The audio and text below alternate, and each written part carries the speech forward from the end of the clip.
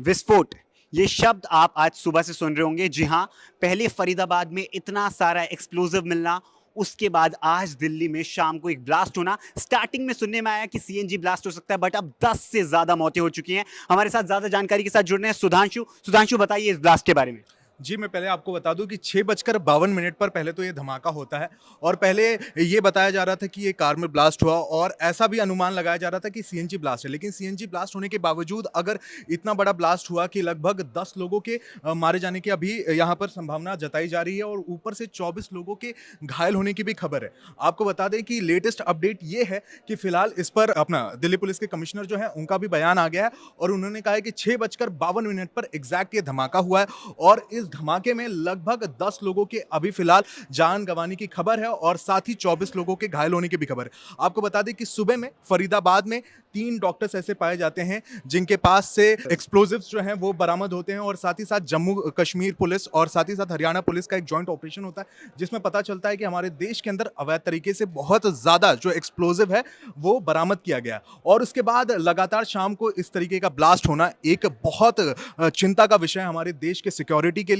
और विशाल जी, आपको बता दूं कि फिलहाल जो हमारे कई सारे रिपोर्टर्स भी हैं उनके इनपुट से भी हम जो खबरें ले रहे हैं उसमें बता दें कि जो भी हमारे पास अपडेट आ रही है वो लगातार हम दर्शकों को बताते रहेंगे।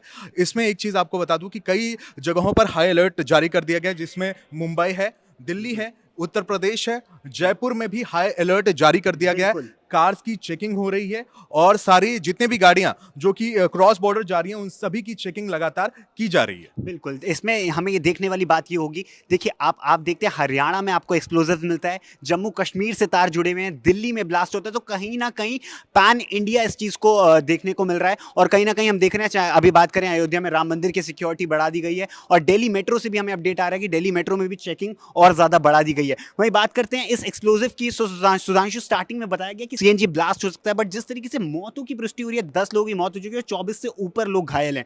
तो उस बारे में क्या कहना चाहेंगे कि क्या लग रहा है? मतलब ऑब्वियसली हम आशंका ही जता सकते हैं और पुलिस का भी कंफर्मेशन इज अवेटेड।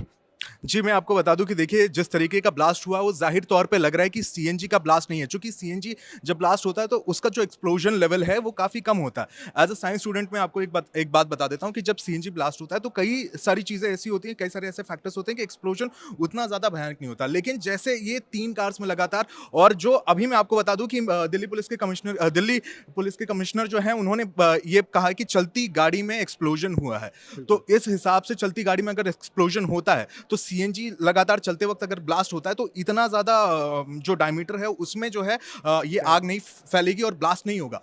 लेकिन ये आशंका हो सकती है ये कि कुछ ये दूसरे एक्सप्लोजिव हो सकते हैं जिससे ब्लास्ट हुआ है। आपको बता दें कि सुबह में जैसे हम डिस्कशन कर रहे थे तो हमारे ही एक वीडियो में हमने डिस्कशन किया था, हमारे जो अभिषेक जी हैं उनसे एक डिस्कशन हुआ था कि अमोनियम नाइट्रेट जो है वो काफ़ी ज़्यादा मात्रा में एक्सप्लोजिव जो है वो बरामद किया गया है और उसके बाद इस तरीके की घटना होना वाकई में एक काफ़ी चिंताजनक चीज़ है। और ऐसा भी हो सकता है कि ये सीएनजी ब्लास्ट ना होकर के शायद से मैं आपको बता दूं कि आने वाले टाइम पे ये भी पुष्टि हो सकती है कि ये कोई आतंकवादी हमला भी हो सकता है और ब्लास्ट भी हो सकता है और शायद कोई ऐसा ऑर्गेनाइजेशन निकल कर आएगा जो इसकी जिम्मेदारी भी ले सकता है। इस वक्त का बड़ा अपडेट जो हम आपको बताने जा रहे हैं, 30 से ज्यादा लोग घायल होने की खबर हमारे सामने आ रही है। 30 से ज्यादा लोग घायल हो चुके हैं, पुष्टि हो चुकी है इस बात की, और 10 से ज्यादा लोगों की मौत की खबर आ सकती है, जिसमें 10 मौत कंफर्म हो चुके हैं। वहीं आपको यह भी अपडेट करना चाहेंगे, प्रधानमंत्री नरेंद्र मोदी ने अमित शाह से बात करी है, क्योंकि देखिए दिल्ली का मामला है, दिल्ली मतलब सेंटर कैपिटल, और दिल्ली में देखिए हम बात करेंगे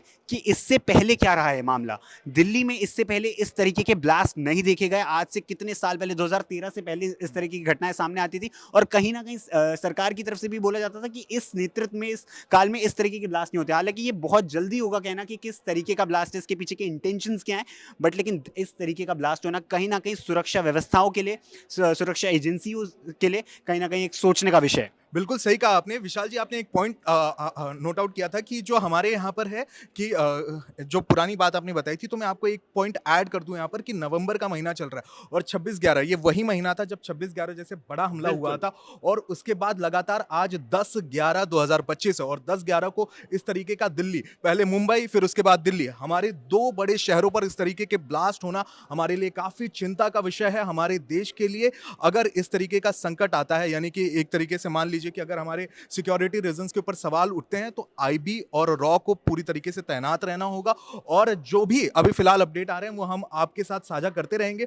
और हम दोनों आपके साथ बने हुए हैं। इस पूरे मामले पर हमारी इंडिया टीवी की टीम जो है लगातार पूरा जी जान लगाकर इसके ऊपर अपडेट इकट्ठा करिए। वहीं आपको एक और चीज बता दूं कि जिस तरीके का 26/11 हमला हुआ था उस तरीके के ही हमला करने की कोशिश आज, अगर ये हमला होता है वाकई में, अगर ये ब्लास्ट निकलता है, सीएनजी ब्लास्ट नहीं होता है, तो इस तरीके का हमला करने की और देश के बड़े शहरों को दहलाने की कोशिश की जा रही है। बिल्कुल बिल्कुल, आप लोग हमारे साथ जुड़े रहिए, हम आपको हर चीज़ का अपडेट देते रहेंगे। क्या है सारी खबरें, आप इंडिया टीवी के साथ जुड़े रहिए।